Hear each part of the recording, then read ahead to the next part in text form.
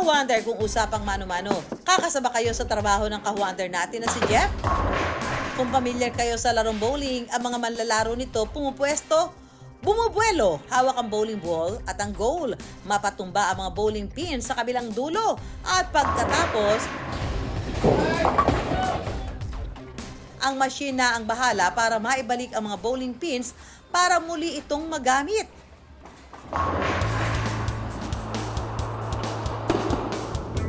Pero sa bowling center na ito sa Pasig, ang pagbabalik daw ng bowling pins, hindi daw machine ang gumagawa.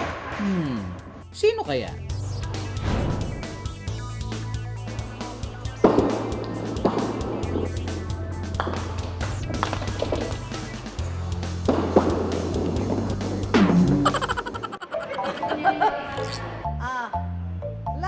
Dali lang. Oh.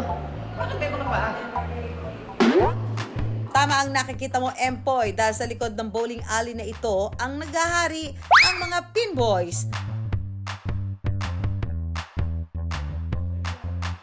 Ang isa nga sa nakilala naming pinboy, si Jeff. Since 2007, 2008, nag-start akong pinboy. Nag-try lang ho ako, nakita ko siya. Nakita ko may mga tao na nagtatayo. Di nag-try ako, sinubukan ko siya. Dahil sa pagiging pinboy, nakapagtapos si Jeff ng high school at ngayon, ito na raw ang bumubuhay sa kanyang pamilya.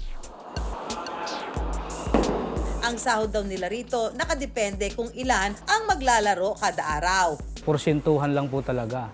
Kung halimbawa, naka 12 games, ang kikitain ng isang pinboy dyan is 10 pesos per game. Yung piso po, kada tumba, yun po yung sinasabi na isang tayo ng pinboy, piso po ang bayad.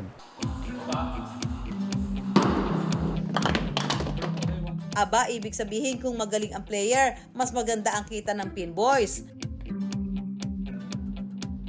Kaya naman ang ganitong trabaho, napakahalaga para sa kanila. Tinitiis ang init, pawis at mangilan-ngilang aksidente sa trabaho. Lagi kami nakaalis to doon sa naglalaro. Kasi yun po ang magiging purpose namin, maingatan namin sarili namin sa pagtatayo. Yung pagtatayo naman dyan, ma'am, talagang mahirap kung sa mahirap. Kaya lang, ma'am, kailangan mo pagtiyaga para kumita ka ng mas malaki. So, kung mas masipag ka naman talaga, yun ang kikitain mo, ma'am.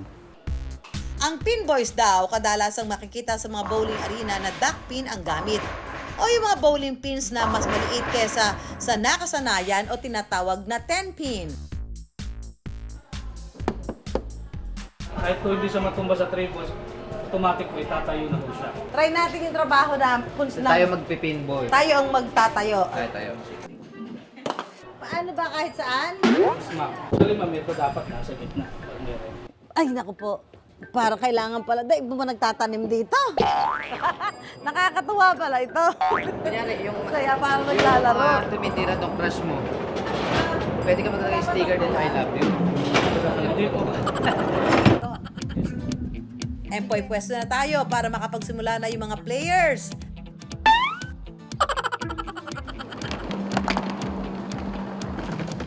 Naku! Magaling to eh. Susunod sa I Wonder. Pero teka, Empoy, nakikita mo ba ang nakikita ko?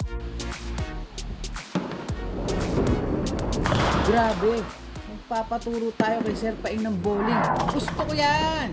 Idol, Paeng! Ang galing! Paturo nga kami. Paano ba? Empoy, pwesto na tayo para makapagsimula na yung mga players. Naku! Magaling to eh. Pero teka, Empoy, nakikita mo ba ang nakikita ko?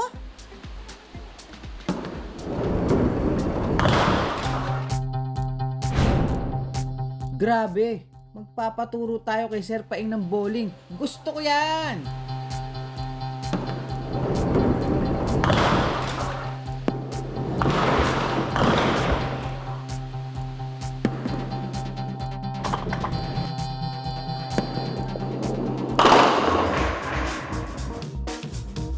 Pag sinabing Paeng Matik, bowling legend ng Pilipinas. Si Paeng Nepomuceno ang isa sa sports icon ng Pilipinas. Tinanghal na 6-time world bowling champion. nakatanggap ng Guinness World Record para sa pinakamaraming 10-pin bowling title sa buong mundo. Idol, Paeng! Ang galing! Paturo nga kami. Paano ba? Magkaiba man sa laki ng bola at pins, ayon sa ating world champion, pareho naman daw ito ng fundamentals. Yes, tuturuan Pero tayo hindi ako magaling ni dito Idol. Medyo mahirap to eh. Basic fundamentals ay 4 steps. Pag 4 steps. together, Hawak bola, hawak bola, waist high, waist high, tapos 4 steps. right hand, right foot, sabay gumagalaw. 1, 2, 3, 4.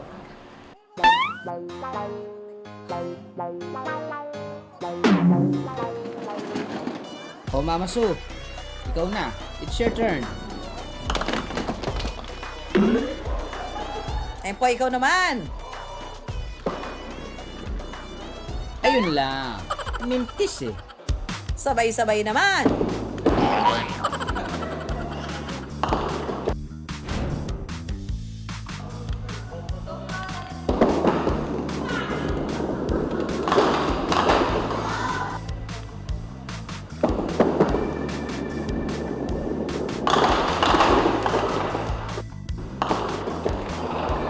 Paeng, mukhang may hahamon pa sa iyo.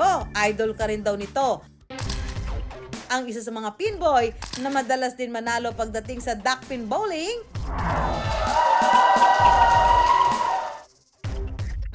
Wow! Paeng Nepomuceno versus Pinboy Jeff. Let's go!